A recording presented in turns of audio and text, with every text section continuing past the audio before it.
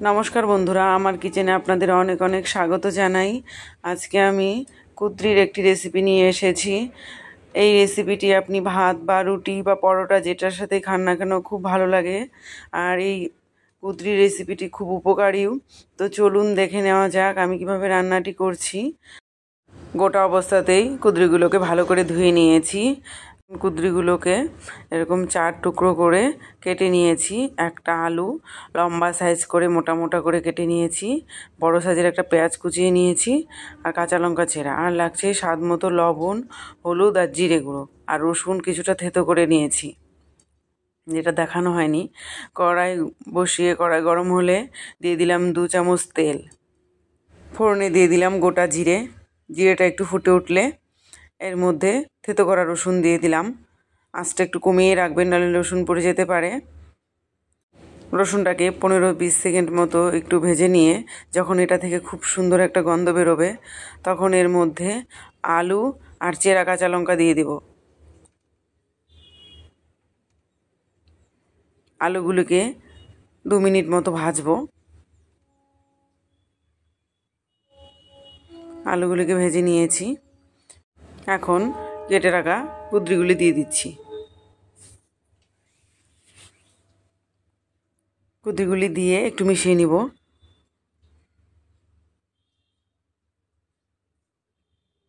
মিশিয়ে নিয়ে এখন এর মধ্যে পরিমাণ মতো লবণ আর হলুদ গুঁড়ো দিয়ে দিলাম। লবণ হলুদ দিয়ে এটাকে মিশিয়ে নেব। একটু সময় ধরে ভাজবো। এখন দিয়ে দিচ্ছি পেঁয়াজ কুচি।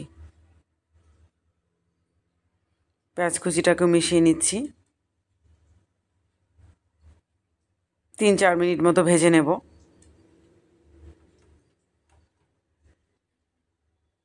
এখন দিয়ে দিচ্ছি জিরে গুঁড়ো।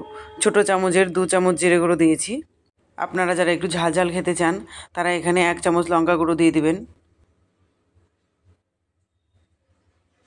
এটাকে দিয়ে আমি ভালো করে ভেজে নিচ্ছি।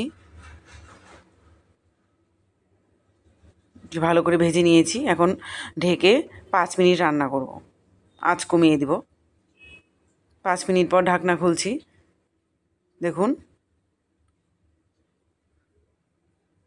একবার একটু নেড়ে চেড়ে নিচ্ছি।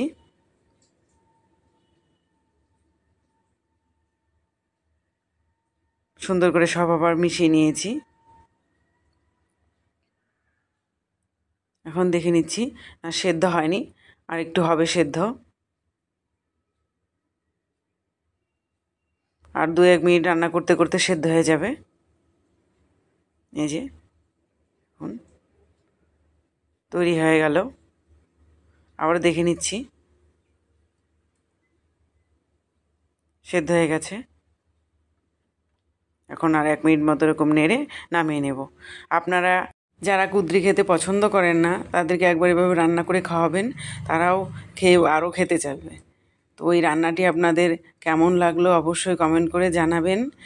লাইক করবেন, শেয়ার করবেন, কমেন্ট করবেন, এবং আমার চ্যানেলে নতুন হলে আমার চ্যানেলটিকে সাবস্ক্রাইব করে পাশে থাকবেন। অনেক অনেক ধন্যবাদ।